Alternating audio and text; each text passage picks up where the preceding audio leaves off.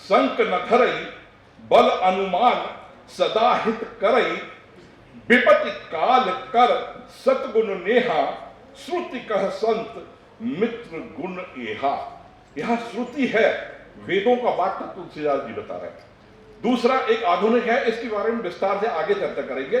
100 बार विचारिए क्या होता है मित्र, खूब जांचिए परखिए उसका चित्त चरित्र।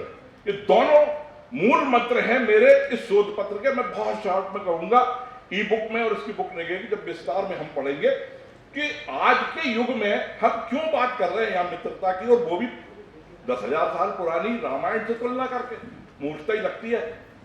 मगर जब हम आपस में बात करते हैं तो कृष्ण सुदामा की मित्रता की चर्चा करते हैं, राम गुहू की मित्रता की चर्चा करते हैं, या राम और विभीषण की चर्चा करते हैं। क्यों है? मतलब कहीं ना कहीं ये हमसे जुड़ा है। तो दोस्ती जो है एक मनोभाव है। यदि जीवन में मनोभावों को ज्ञान, सदग्रंथ और अनुभव के साथ जोड़ा जाए, ये तीनों बिंदु याद रखिए। ये तीनों बिंदुओं पर मैं आगे चर्चा करूंगा। ज्ञान, सदग्रंथ और अनुभव से पोषित किया जाए तो ये पथ भ्रामक ना होके पथ प्रदर्शक बनते हैं। अब जब आपके साथ परेशानी आएगी कोई, अगर जैसे रामचरितमानस में हम चर्चा कर रहे हैं, अगर जीवन में मंथरा आएगी तो कहीं ना कहीं निषाद राज गुहू दस्तक देंगे आपके घर के सामने। यदि आपको कहीं मंथरा मिलेगी, अगर कहीं आपको मंथरा मिलेगी तो निषाद राज गुहू आपके घर के कहीं ना कहीं दस्तक करेंगे। और यदि कभी कोई विपत्ति बड़ी आएगी तो कोई सुग्रीव आपके पास MOU साइन करवाने के लिए आएगा। और इसके बाद यदि कोई ऐसा दुश्मन आएगा जो आपकी संस्कृति, आपकी वेशभूषा, आपके खान पान से भिन्न होगा, तब कोई विभीषण आपकी शरणागति आएगा। पहचानना है आपको। मित्रता आपको निभाना सीखना पड़ेगा, मित्र बनाने की कला सीखना पड़ेगी। तो अब आते हैं मित्र या दोस्त, इंग्लिश में बोलते हैं friend. Relation to behaviour between people, this is pleasant and friendly. आगे की लाइन जरूर ध्यान से सुनिए कि often despite difficult situation, मित्रता सम और विषम दोनों परिस्थितियों में दो या अधिक व्यक्तियों के बीच पारस्परिक लगाव का संबंध है जो आपातकाल में एक दूसरे का साथ दे। अब हम वर्तमान संदर्भ में बात करें कि रामायण कैसे, तो अगर हम देखें तो 4 प्रकार के मित्र हमारे जीवन में होते हैं। एक बचपन के दोस्त होते हैं, एक स्कूल के दोस्त होते हैं, एक कॉलेज के दोस्त होते हैं और एक कार्यस्थल के। अब ऊपर के तीनों पॉइंट को इन तीनों पॉइंट से हम जोड़ेंगे आगे। तो जीवन में बहुत मित्र मिलते हैं, कुछ बीच में छूट जाते हैं, कुछ साथ चलते हैं, कुछ आगे निकल जाते हैं। ऐसे कई मित्र मिलते हैं। मगर मित्र से जीवन बनता भी है और बिगड़ता भी है। और इस शोध पत्र का उद्देश्य मेरा यह है कि मित्र बनाए कैसे जाए जिससे कि जीवन हमारा बने। अब इस शोध पत्र का सार मैं आपको 4-6 लाइनों में बस बताऊंगा कि जो हमारे बचपन या स्कूल के दोस्त होते हैं उनके साथ खेलना, लड़ना, झगड़ना, पढ़ना जीवन में हमको पूरे जीवन जो है आनंदित करता रहता है, गुदगुदाता रहता है जब यादें आती हैं उस बचपन की। और ये जो बचपन का है, तो यदि हम रामचरितमानस से लेकर और सारे जो राम के ऊपर अध्ययन है, बहुत ज्यादा जैसे कृष्ण भगवान का मिलता है, वैसे बहुत ज्यादा कहीं पर भी हमको बहुत जिक्र नहीं मिलता।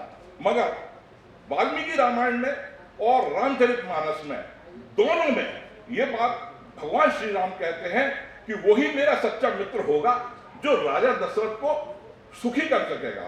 सोई सब भांति मोर हितकारी, जहीं ते रहे भुआल सुखारी। ये वाल्मीकि रामायण में 32वें सर्ग में, अयोध्या कांड के 32वें सर्ग में 24 और 25वें श्लोक पे भी है, और इधर पे 80 नंबर के दोहे पर भी है।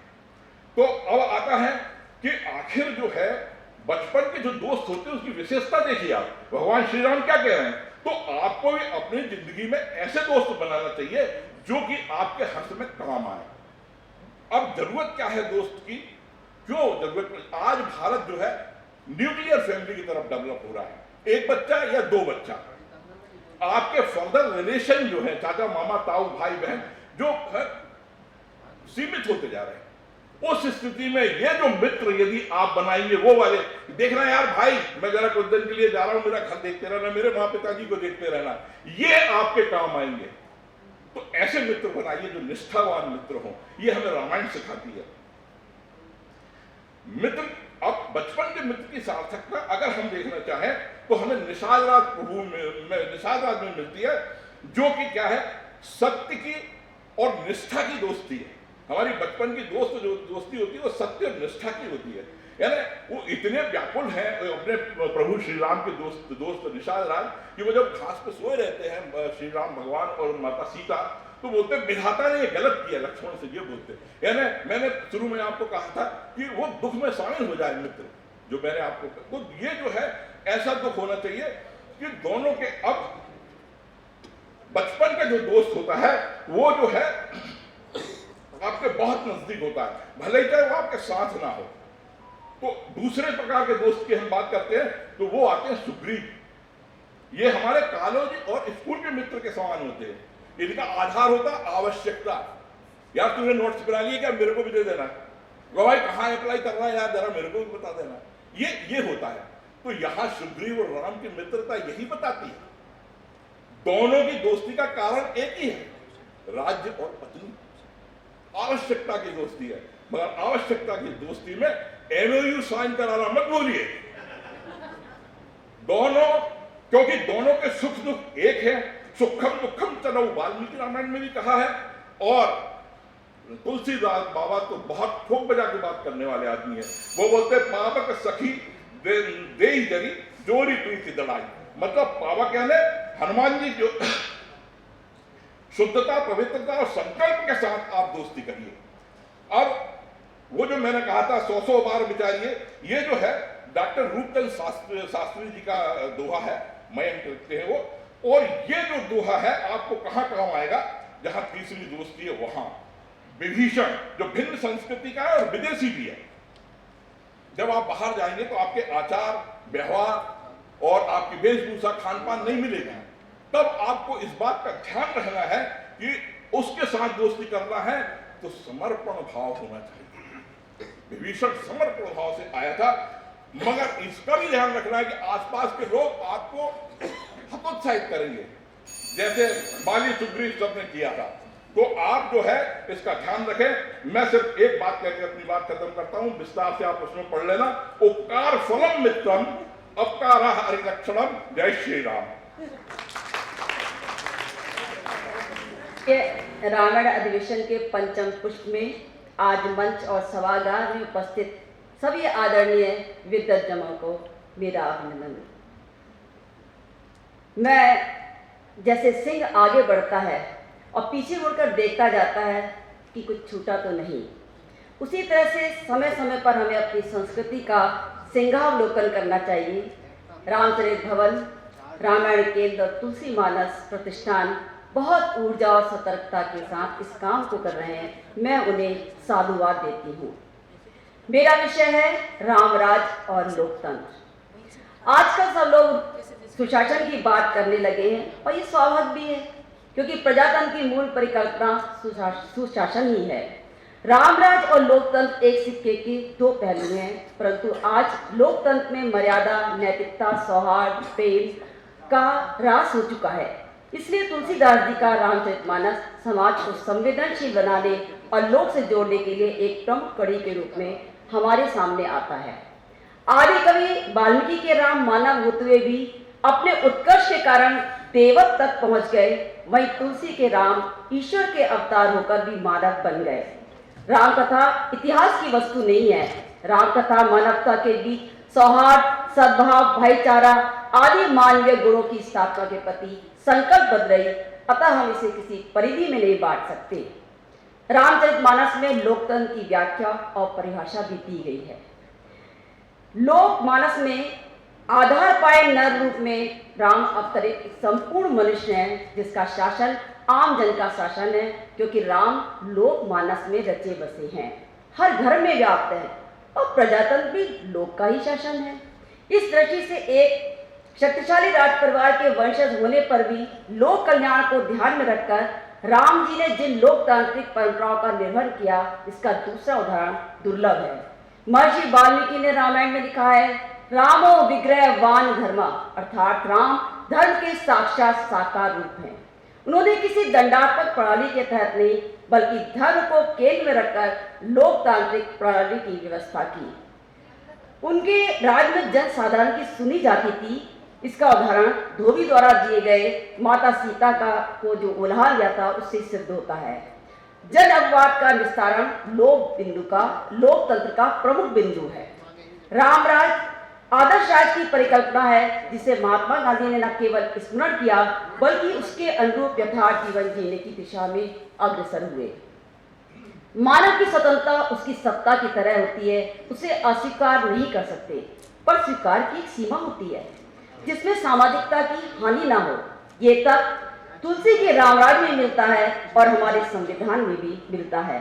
रामराज की अवधारणा में केवल राजा की जिम्मेदारी नहीं होती, बल्कि प्रजा के कर्तव्य होते हैं। दोनों के समन्वय से ये आदर्श राज्य बनता है और इसी का आधार लेकर हमारे संविधान में 19, 20, 21 और 22 क्रमांक की धाराएं नागरिकों को और व्यक्ति सहित 6 प्रकार की स्वतंत्रता देती हैं, परंतु देश की संप्रभुता और अखंडता को ध्यान में रखकर प्रतिबंध भी लगाती हैं। उसी तरह रामराज में धर्म एक ऐसा प्रतिबंध है जिसका पालन प्रजा के साथ शासक को भी करना पड़ता है। गांधी जी का रामराज स्वराज का समानार्थी है, जो हिंसा से दूर व्यक्ति और समाज की संप्रभुता को महत्व देता है, जिसका सूत्र हमें तुलसी के रामराज में स्पष्ट दिखाई देता है। महात्मा गांधी ने जिस रामराज का स्वप्न देखा, वो तुलसीदास जी की रामराज की अवधारणा पर था, जहां दैविक और भौतिक दुख बिल्कुल ना हो, सभी लोग आपस में प्रेम के साथ रहें। वर्णाश्रम व्यवस्था है, परंतु वो समाज और कार्य को सुचारू रूप से चलाने के लिए है, उसमें अस्पृश्यता की बूंद नहीं है। जैसे राम का शबरी, किरात, भील आदि के साथ संबंध और खान पान इसी को दिखाता है। पूरे 14 वर्ष के समय और उसके बाद भी हम देखते हैं कि श्री राम अपनी जनता का दुख सुनते हैं, उनका सहयोग करते हैं और उनसे सहयोग भी लेते हैं। किसी तरह का भेदभाव हमें नहीं दिखाई देता। और लोकतंत्र की धुरी भी तो यही है, शासन प्रजा के द्वारा प्रजा को सुखी करने के लिए हो, यही तो लोकतंत्र का मूल आधार है। शासन की आदर्श कल्पना रामराज है। यद्यपि यहाँ प्राचीन पद्धति राजतंत्र को स्वीकार किया, परंतु ये निरंकुश राजतंत्र नहीं है। शासक में बदानता नहीं है, प्रजा को विस्मत करने की छूट नहीं है। प्रजा और राजा दोनों एक दूसरे के सहभागी हैं। दशरथ के घर पुत्र जन्म होता है, प्रत्येक जन आनंदित होता है। राम को वनवास होता है, सब दुखी हो जाते हैं।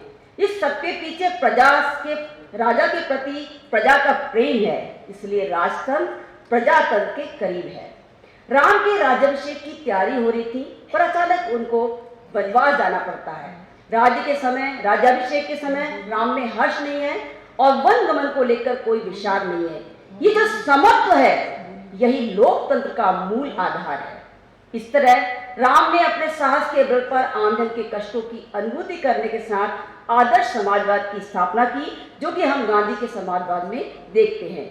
जैसे श्री राम ने आदर्श को शब्दों से नहीं, बल्कि अपने आचरण और कर्मों से सबके सामने रखा, उसी तरह गांधी जी आज भी इसलिए प्रासंगिक है क्योंकि उन्होंने सत्य और अहिंसा का पाठ शब्दों से नहीं, बल्कि अपने आचरण से हमारे सामने रखा।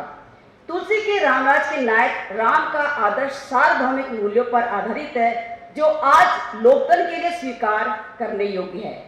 यही कारण है कि लोक परंपरा में यह सांस्कृतिक स्वरूप हमें दिखाई देता है। हमारे त्योहार राम में हैं, हमारे लोकगीतों में राम। किसी के घर पुत्र पैदा होता है तो राम जन्म लेते हैं, विवाह होता है तो राम ही विवाह की वेदी पर दिखाई देते हैं। हमारे पर दुख आता है तो राम, सुख आता है तो राम, आश्चर्य में राम, घृणा में राम, नमन में राम, धिक्कार में राम। यह प्रभाव इतना गहरा है कि हमारे अभिवादन में भी राम ही व्याप्त है। कहने का तात्पर्य यह है कि सुशासन तब तक अपना लक्ष्य नहीं प्राप्त कर सकेगा जब तक शासक लोक के हर मन को अपने चरित्र से आप्लावित न कर ले। यही तो आदर्श लोकतंत्र का मूल आधार है। भारतीय लोकतंत्र की जड़ें खेती पर टिकी हैं। भारत कृषि प्रधान देश है और इसके प्राण ग्रामों में रहते हैं। नंदीग्राम को केंद्र बनाकर राम ने प्रजातंत्र का स्पष्ट उदाहरण प्रस्तुत किया। राम का वनवास के समय ऋषि मुनि की कुटी में जाना, वन्य जीवन के साथ मित्रता, प्राकृतिक उपादानों को सम्मान देना और उनसे अपने सुख दुख कहना एक नई प्रकार की अनुभूति देता है और हमें पर्यावरण से जोड़ता है। इसी आदर्श से प्रभावित होकर सर्वे भवन्तु सुखिनः, सर्वे सन्तु निरामया की भावना से ओतप्रोत होकर भारत ऐसा पहला देश है जिसने अपने संविधान के अनुच्छेद 51 में स्पष्ट रूप से लिखा है कि भारत के प्रत्येक नागरिक का कर्तव्य होगा कि वह वनों, झीलों, नदियों, जीव जंतुओं सहित प्राकृतिक पर्यावरण की रक्षा एवं सुरक्षा करे और जीवित प्राणियों के प्रति करुणा का भाव रखे। इस तरह से हम देखते हैं कि हर क्षेत्र में मानस और हमारा लोकतंत्र एक दूसरे के पूरक हैं। मैं आगे चल रही हूं। अगर हम मानस का ठीक प्रकार से चिंतन करते हैं तो हम देखते हैं कि गांधी जी और तुलसीदास जी और गांधी जी के विचारों में साम्यता दिखाई देती है। गांधी जी का सत्याग्रह, सामाजिक बहिष्कार, धरना आदि मानस का प्रयोग मानस में पहले हो चुका है। चित्रकूट में श्री राम जी को अयोध्या लौटाने हेतु भरत जी ने धरने का प्रयोग किया, किंतु वह उसमें विफल हुए। अपनी बात मनवाने के लिए भरत ने कुश के आसन पर बैठकर यह व्रत लिया कि जब तक श्री राम अयोध्या वापस नहीं लौटते मैं अन्न जल ग्रहण नहीं करूंगा। तब श्री राम ने भरत को समझाया और राजधर्म बताया कि धरना देने का अधिकार ब्राह्मण को है, क्षत्रिय को नहीं। कतिपय लोगों का विचार है कि सत्याग्रह गांधी जी की मौलिक देन है। निसंदेह जहां तक पाश्चात्य दर्शन का संबंध है यह सचमुच ही एक नवीन प्रयोग है, पर जहां तक भारतीय राजनीति का प्रश्न है सत्याग्रह यहाँ सनातन काल से प्रयोग एक जीवन प्रणाली रही है। हाँ, गांधी जी ने प्राचीन सत्याग्रह के प्रयोग को सार्वजनिक जीवन में प्रयोग करके अत्यंत लोकप्रिय बनाया। गांधी जी का सर्वोदय और अभ्युदय का सिद्धांत रामराज की परिकल्पना तुलसी की राम कथा पर ही आधारित है। हमारा संविधान भी जनतंत्र, स्वतंत्रता, समानता और बंधुत्व के मूल्यों को बल देता है और राम का रहमत इसीलिए है कि वैरी भी उनकी बड़ाई करते हैं। सुग्रीव को किष्किंधा का राज देना, लंका का राज विभीषण को देना उनके उदार मन को बताते हैं। लोकतंत्र में भी उदारता को वरीयता दी जाती है। सबके कल्याण और हित का राजा तभी सोच सकता है जब राजा की धर्म में मति हो। धर्मशील राजतंत्री लोकतंत्र को प्रतिबिंबित करता है। बस कंक्लूड है। यूनेस्को में ने मानस को संसार के उत्कृष्ट ग्रंथों में मान्यता प्रदान की।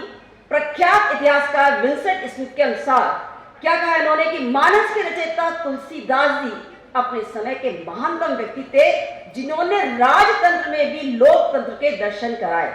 रामराज की परिकल्पना बहुत पुरानी है और आखिर में मैं कर रही छोड़ रही हूँ, क्या करूँगी। गांधी जी का लास्ट है, गांधी जी का स्वप्न सुशासन का स्वप्न है। महात्मा गांधी ने अनन्य राम निष्ठा से निरामयम राम रसायनम पिबम के भाव से प्रसन्न होकर राम के ही माध्यम से भारत को राजनीतिक स्वतंत्रता दिलाई। आज पुनः इसका उपयोग श्रेष्ठ विकास कार्य करने हेतु होना चाहिए, तभी देश समृद्ध होगा और राम राज की परिकल्पना साकार होगी। डॉक्टर लोहिया के अनुसार श्री कृष्ण के ऊपर मुग्ध हुआ जा सकता है, प्रेरणा ली जा सकती है, परंतु श्री राम का अनुसरण करना चाहिए। तुलसी के मानस में राजतंत्र के अंदर से झांकता प्रजातंत्र हर युग के लिए दिशावाहक की भूमिका निभाता रहेगा। आज जरूरत इस बात की है कि जब गांधी और राम की अवधारणा को लेकर भ्रांतियां फैलाई जा रही है और उसे लोकतंत्र के विरुद्ध रखा जा रहा है, तब यह स्पष्ट करना होगा कि रामराज की अवधारणा पर केंद्रित राजधर्म में कितनी लोकतांत्रिक चेतना है। आवश्यकता है इसमें छिपे अनमोल मोतियों को गहरे पानी में बैठकर निकालने की कोशिश की जाए। धन्यवाद। कर्तुम मध्यो माश्रिता सर्वकर्म फल त्यागम ततः कुरुयतात्मवान। भगवान श्री कृष्ण ने गीता में अर्जुन से मन इंद्रियों को वश में करके संपूर्ण कर्मों का त्याग करने का ये कहते हैं और निष्काम कर्म ही हम सब जानते हैं गीता का आधार है। एक तरह से कर्मेण्यवाधिकारस्ते मा फलेषु कदाचन। यह हमें सांसारिक मोह से अलग कर व्यक्तित्व निर्माण में, त्याग क्या है, व्यक्तित्व निर्माण में हमें सहायक बनाता है। हमें दूसरी सांस लेने के लिए भी पहली सांस का त्याग करना पड़ता है। त्याग के समान कोई सुख नहीं। ईश्वर को भी बिना त्याग के यश वैभव की प्राप्ति नहीं हुई। देने के लिए दान, लेने के लिए ज्ञान और त्यागने के लिए अभिमान सर्वश्रेष्ठ है। तो आज मैं आपको रामायण में त्याग का आदर्श के बारे में कुछ अपने विचार प्रस्तुत करना चाहती हूँ। त्याग की प्रतिमूर्ति के रूप में श्री राम का नाम सर्वोपरि है।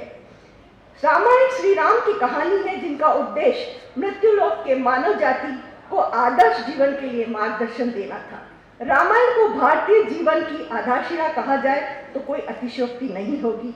इसी तरह राम परिवार का भाग जो प्रत्येक सदस्य है, और इसको हम यदि पारिवारिक जीवन का सबसे बड़ा आदर्श भी कहेंगे तो शायद ही किसी को आपत्ति हो। इसका कारण यह है कि राम का परिवार त्याग का सबसे बड़ा उदाहरण है।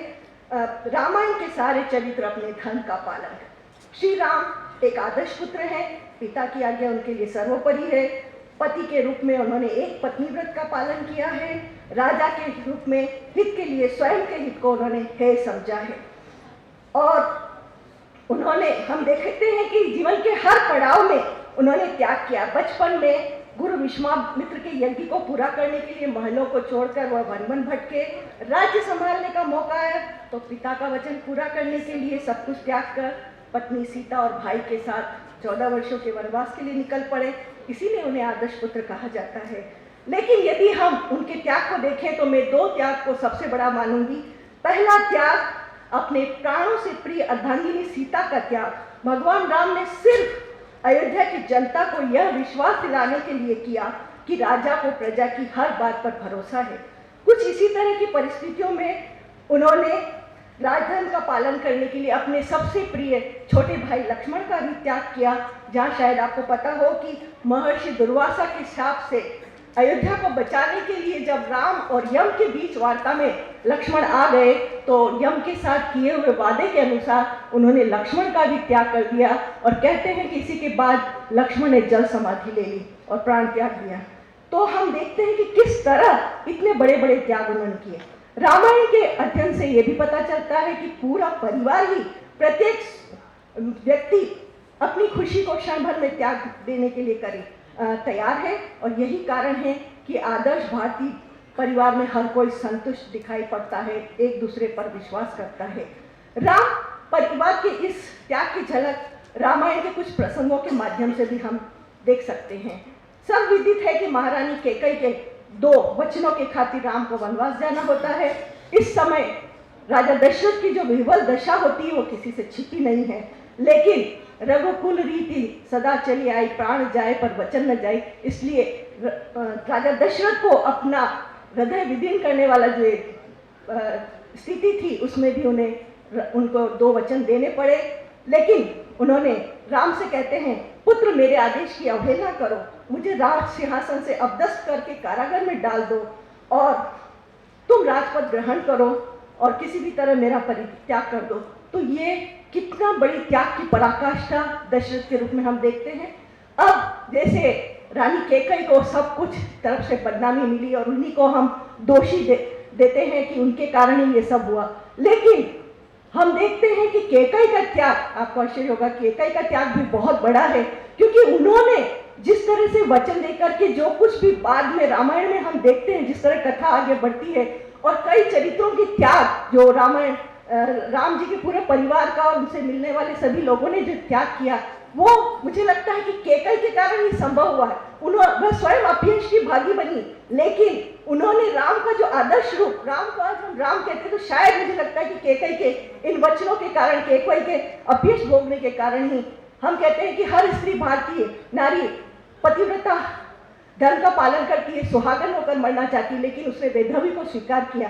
राम को उस पद तक पहुंचाने के लिए, उस उच्च स्तर पर पहुंचाने के लिए, और यह भी कहा जाता है कि उनके वन जाने के बाद वो 14 वर्ष तक अन्न जल ग्रहण करे बिना रही। तो ये कितना बड़ा त्याग था। तो कैकेयी भी त्याग की एक बहुत बड़ी मूर्ति हम कह सकते हैं। इसी तरह सीता माता के त्याग को देखें तो हम देख सकते हैं कि उन्होंने सारे वैभव ठुकरा कर राम के साथ वन गमन को चुना और उन्होंने बराबर त्याग किया। पहले उन्होंने सुखों को त्याग किया, उसके बाद उनके हरण होने पर सब अशोक वाटिका में रही। उसके बाद जब रावण के वध होने के बाद में भी उन्हें अपने सतीत्व का उनकी अग्नि परीक्षा देनी पड़ी, और अयोध्या आने के बाद भी उनके ऊपर जो प्रश्न चिन्ह उठाए गए, तो गर्भावस्था में पुनः राजमहल का उन्हें त्याग करना पड़ा और आश्रम में जीवन बिताया। और जब लवकुश की कथा से सच्चाई पता चली और श्री राम उन्हें लेने गए, तो पृथ्वी में समाकर जीवन का ही त्याग कर दिया। तो माता सीता भी जीवन पर्यंत त्याग ही करती रही। और रामायण में हम भातृप्रेम का भी त्याग देखते हैं, जहाँ बड़े भाई के कारण लक्ष्मण उनके साथ वन चले जाते हैं, भरत राज से जीवन त्याग देते हैं, और नंदीग्राम में उनकी जो पादुका को राज सिंहासन पर बिठाकर वो राज्य देखते हैं। तो शत्रुघ्न भी उनके पीछे जाकर एक शिला पर ही पूरा जीवन बिताते हैं, या वो भी उनके साथ नंदीग्राम में रहते। तो इधर हम देखते हैं कि लक्ष्मण जब वन जाने के लिए तैयार होते हैं, सब सुख त्याग कर, और जब वो उर्मिला के पास जाते हैं, तो उस समय भी हम देखते हैं कि उर्मिला किस तरह से उनकी स्थिति को देख करके वो खुद ही आगे बढ़ करके श्री लक्ष्मण से कहती है, नाथ मैं आपकी मनोदशा समझती हूँ, आप सहर्ष वनवास पर श्री राम के साथ जाकर उनकी सेवा कीजिए, आपका कर्तव्य है। और उनको वचन देती, चाहे कितने भी कष्ट सहो, इस कर्म से नहीं पीछे हटना, दिल से अब सेवा में जुटना, नहीं बनूंगी मैं बाधा, इसलिए मैंने यह निर्णय साधा, मैं तेरा साथ निभाऊंगी, जाओ तुम मैं रह जाऊंगी, माँ की सेवा में रहकर विरह के कष्टों को सहकर मैं 14 वर्ष बिताऊंगी, प्रण है मैं नहीं घबराऊंगी। तो लक्ष्मण के बाद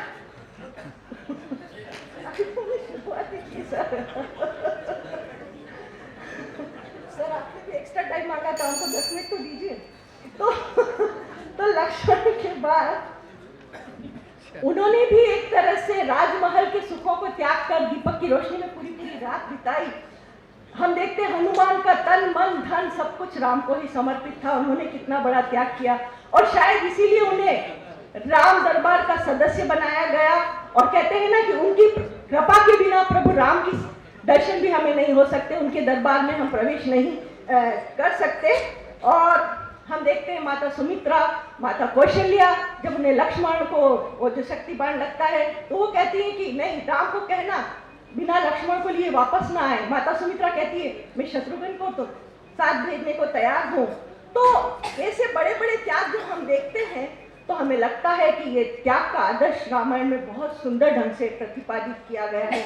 उसी तरह मांडवी का त्याग भी छोटा नहीं, वो भरत के साथ रहते हुए भी एक तपस्विनी का जीवन उसने बिताया, और उनके सब कार्यों में सहयोग देती रही। राम के वियोग में भरत ने भूमि शयन वनकल वसन असन कंद फल मूल, तो उनके पास रहती हुई भी ऐसा लगता था भरत ने जैसे उन्हें त्याग दिया है। तो इस तरह से हम देखते हैं, श्रुति कीर्ति को भी देखते हैं कि शत्रुघ्न के चले जाने पर वह भी पूरी रात ऐसे ही बिताती हैं। तो हम देखते हैं कि रामायण भोग की नहीं त्याग की कथा है। यहाँ त्याग की प्रतियोगिता चल रही है, सभी प्रथम है, कोई पीछे नहीं रहा, चारों भाई। और यहाँ तक कि खगमृग सब भी हम जो कहते हैं ना, जटायु ने अपना जीवन तक रावण से सीता का को वो जो एकदम भिड़ गए और अपनी जान दे दी। तो सर आप ठीक से चलिए सर। तो इस तरह हम देखते हैं कि जटायु ने प्राण त्याग दिए, और जामवंत जी ने भी बहुत ही उनका साथ दिया पूरी वानर सेना। यहाँ तक कि बाली जिनको राम ने मारा था, उन्होंने अपने पुत्र अंगद को उन्हें सौंप दिया, तो ये भी बड़ा त्याग है। विभीषण जी ने रावण को कितनी उनसे विनती की कि वो सच को जान ले और रघुनाथ की सेवा में चले जाए, और उनको समझाने की कोशिश की। और तुलसीदास जी भी त्याग के महत्व के बारे में इस दोहे में कहते हैं, काम क्रोध मद लोभ सब नाथ नरक के पंथ, सब परिहरी रघुवीरी भजहु भजई जेहि संत। तुलसीदास जी ने भी इन दुर्गुणों के त्याग की हमें शिक्षा दी है। तो रामायण में न केवल परिवार अपितु दुश्मन प्राणी पक्षी आदि का भी त्याग दर्शाया गया है। अब इतनी ज्यादा पात्र हैं और इनकी चर्चा करना यह संभव नहीं है, तो इसलिए मैं यही बताना चाहती हूँ कि रामचरितमानस में त्याग समर्पण और विश्वास का प्रतीक है। पारिवारिक व सामाजिक समस्याओं का संपूर्ण समाधान रामचरितमानस में ही निहित है। इसीलिए कहा गया है, अगर मोक्ष के सिंहासन की हो अभिलाषा, सुविधाओं का त्याग जरूरी हो जाता है। इसलिए हर युवा को रामायण पढ़नी चाहिए और श्री राम से त्याग की शिक्षा लेनी चाहिए। अंत में यही कहना चाहूँगी, जिसे त्याग सीखना हो वो रामायण पढ़ ले, एवं त्याग न करने का दुष्परिणाम देखना हो वो महाभारत पढ़ ले। धन्यवाद। जय श्री राम। मुझे भी चाहिए, मैं 1 इंच जमीन नहीं दूंगा, वो पूजनी नहीं है। बहुत बहुत धन्यवाद, आपने बहुत अच्छा किया। अब मैं बुला रहा हूँ निर्माण में गिलहरी का अवदान। अभी तक जितने चल रहे थे उससे थोड़ा अलग जा रहा है, तो शायद अच्छा लगेगा विषय परिवर्तन। रामायण में राम का लंका आगमन अनेक आगामी कार्यों की पूर्व पीठिका तैयार करता है, जैसे रावण वध, सीता की मुक्ति, विभीषण का राज्याभिषेक, पुष्पक से राम का अयोध्या लौटना, राम राज्य आदि। राम के समुद्र पार कर क्या हुआ? राम के समुद्र पार करने के संबंध में विभिन्न रामायणों में भिन्नता दिखाई देती है, जिनमें से कुछ प्रमुख इस प्रकार से हैं। पहला, राम लक्ष्मण सेना सहित आकाश मार्ग से लंका जाते हैं। दूसरा, समुद्र का जल 2 भागों में विभक्त हो जाने से समुद्र तल पर पैदल चलकर ही राम और उनकी सेना समुद्र पार करते हैं। तीसरा, शिव के अजगव धनुष पर सवार होकर समुद्र पार किया जाता है। चौथा, हनुमान की बढ़ी हुई पूंछ पर राम लक्ष्मण समुद्र पार करते हैं। पांचवा, वृक्षों तथा पत्थरों से सेतु का निर्माण करके वानर सेना समुद्र पार करती है। छठा, राम के स्वप्न में सागर ने आकर नल के पत्थर फेंकने पर नहीं डूबने के बारे में बताया था। सातवां, इंद्र ने वानर वेश में सेतु बनाने की सलाह दी थी। आठवां, हनुमान ने अकेले ही सेतु का निर्माण किया था।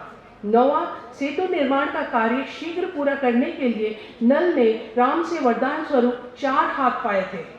10वां, राम ने सागर की पुत्री कन्याकुमारी से समुद्र पर सेतु बनाने की अनुमति मांगी थी।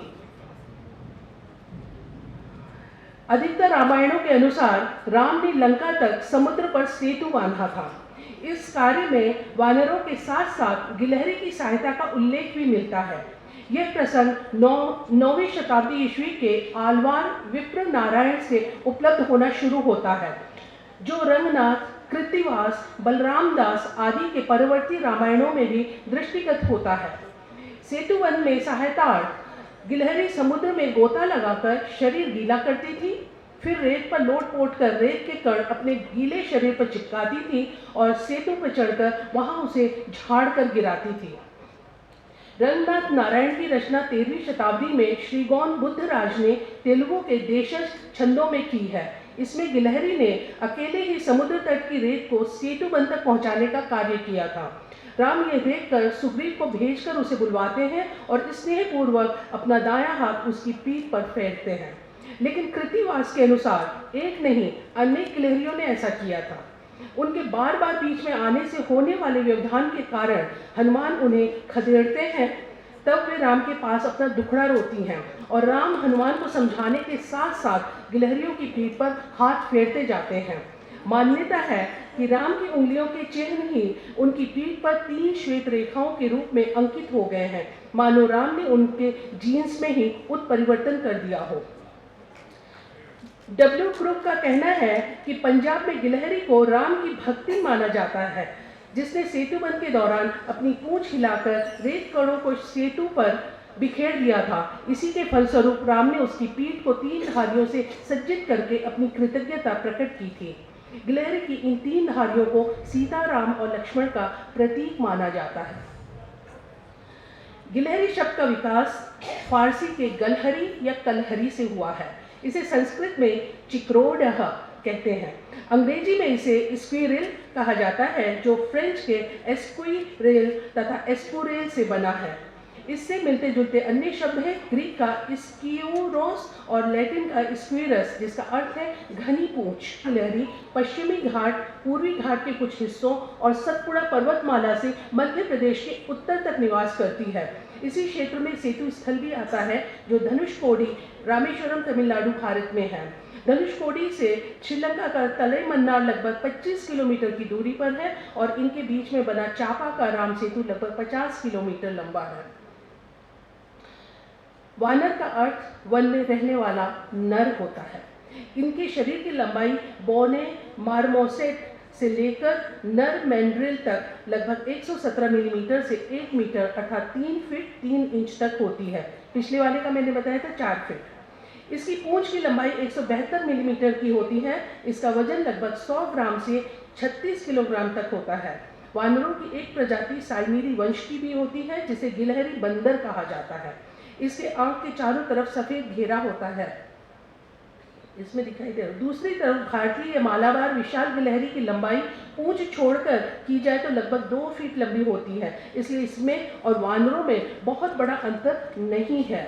वानर के छोटे होने के कारण वानर जितना भले ही वह योगदान न कर सके, लेकिन उसके यथेष्ट योगदान से इनकार नहीं किया जा सकता है। इस संदर्भ में विश्व की सबसे छोटी महिला ज्योति आमगे पर भी चर्चा किया जाना प्रासंगिक होगा, जिसका लंबाई महज 2 फीट 6 इंच है। भले ही सकता है, भले ही उसमें उसे अधिक श्रम करना पड़े। यदि वह उसे थोड़ा कम भी उठाती है तो भी इतने रेत तो लेकर ही जा ही सकती है कि सेतु बंध का कार्य पूरा हो जाए। दूसरा, पत्थरों को बांध कर रखने में रेत की भूमिका महत्वपूर्ण होती है, जिसकी तरफ किसी का ध्यान नहीं था। सभी बड़े गिलहरी का इस बारे में सोचना उसकी सूझबूझ के साथ साथ उसके अभियांत्रिक कौशल को भी दर्शाता है। तीसरा, रेत की धुलाई का कार्य करने के लिए गिलहरी ने अपने शरीर मित्रवत होने और परोपकारी होने के भाव को भी प्रकट करता है। इतना ही नहीं, उसके अवदान से लघुता का मोल भी स्थापित होता है, क्योंकि जहाँ काम आए गिलहरी क्या करे वानर सेना।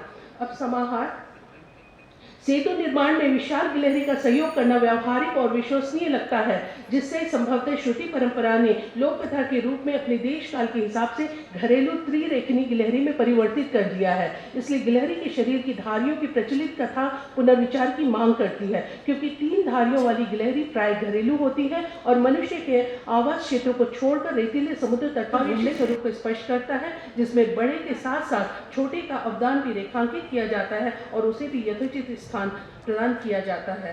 जय सिया राम। सभी उपस्थित मंच आसीन और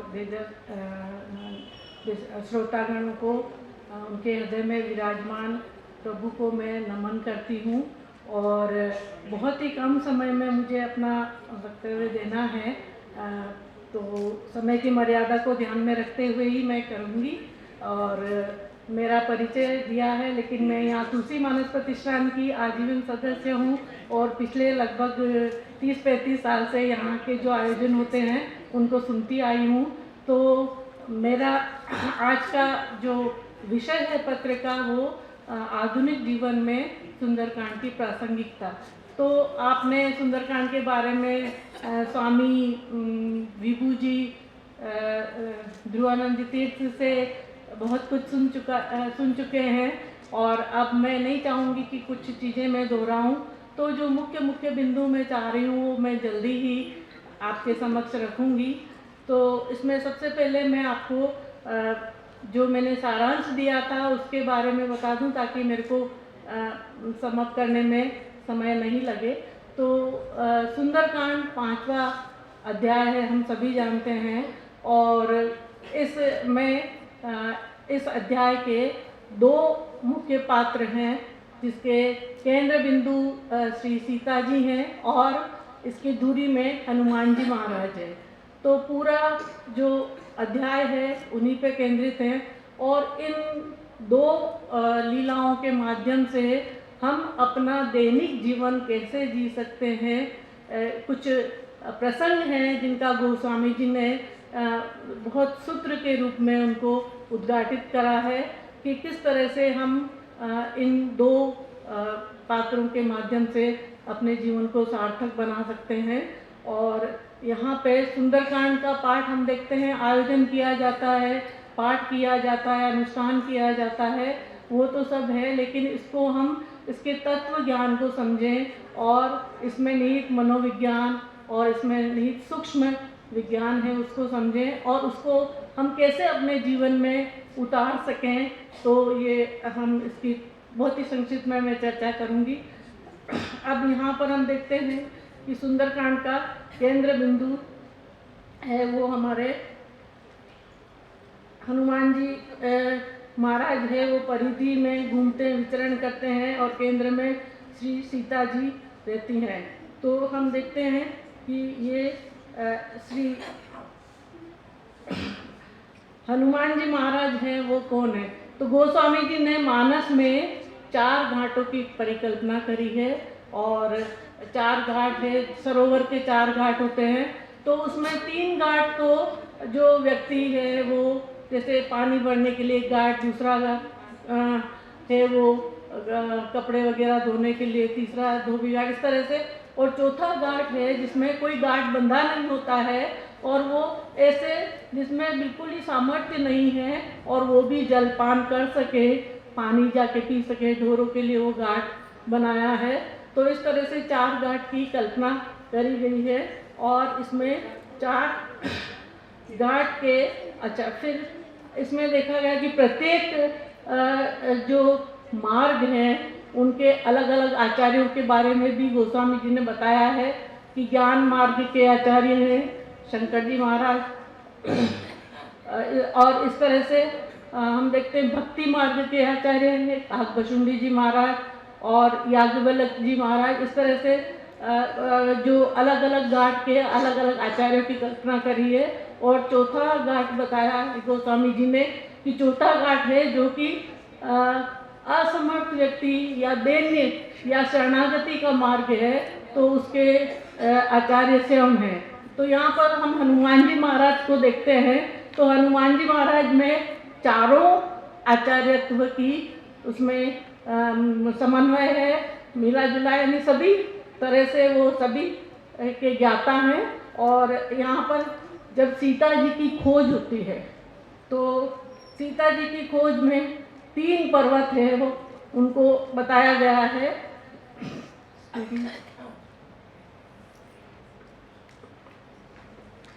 कि खोज के लिए सब जाते हैं।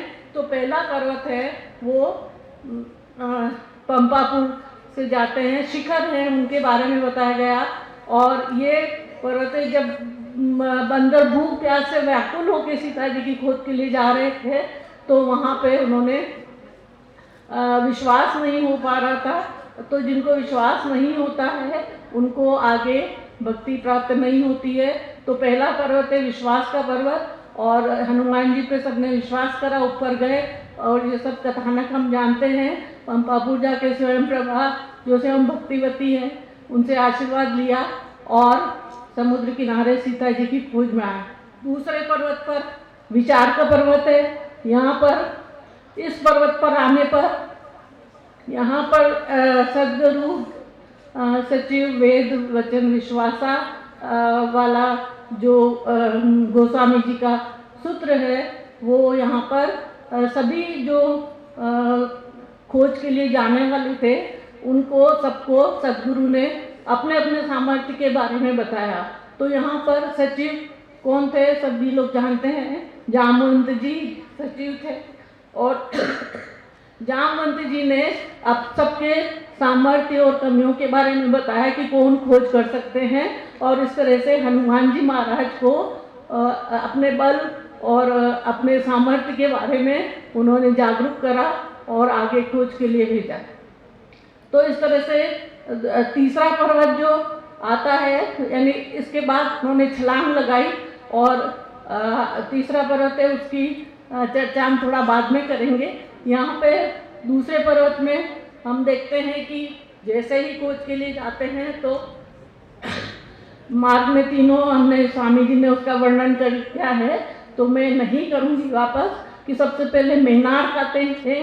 जो मेनार्क हम कोई भी खोज करने जाते हैं, हमारे परम लक्ष्य को प्राप्त करने जाते हैं तो एक प्रलोभन का वृक्ष हमारे सामने खड़ा होता है और उसका त्याग है वो ही कर सकता है, उसको वो ही टुकरा सकता है जिसमें देह अभिमान नहीं हो।